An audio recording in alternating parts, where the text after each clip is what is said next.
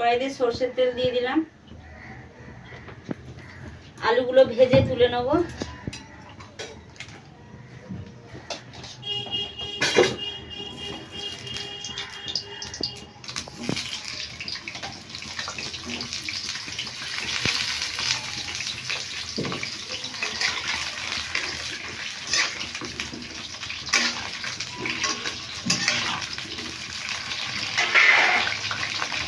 ভাজা হয়ে গেছে, এবার আলুগুলো তুলে নেব।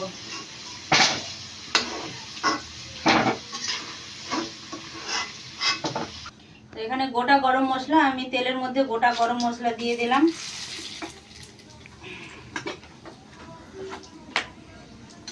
এবার আমি কাটা পেঁয়াজগুলো দিয়ে দেবো।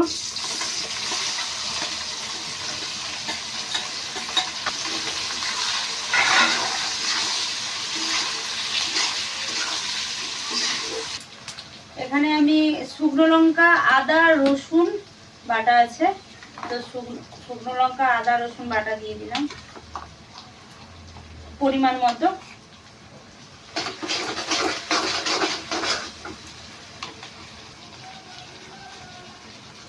পরিমাণ মতো হলুদ আর স্বাদ মতো নুন।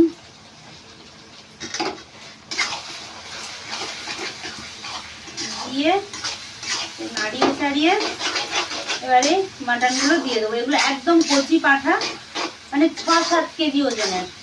এটা দিয়ে দেবো।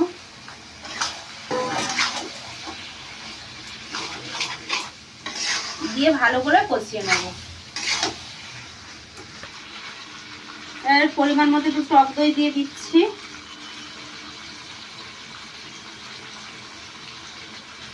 এখানে আমি 1/2 কাপ মতো টক দই দিয়েছি। দিয়ে ভালো করে কষিয়ে নেব। হয়ে গেল, এবার জল দিয়ে দিচ্ছি। এটা তুলে দিই, ব্যাস। আলুটা তুলে দিলে এবার হয়ে যাবে। ফুটে গেলে নামিয়ে দেবো।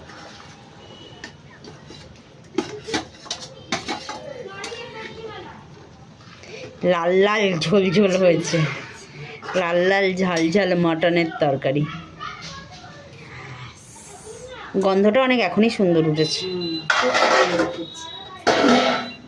এবার হয়ে গেছে, একটু গরম মশলা দিয়ে দিই, দিয়ে না এবার খাওয়ার পালা। হ্যাঁ, এইবার খাবো। আজকে মটন কষা না, মটন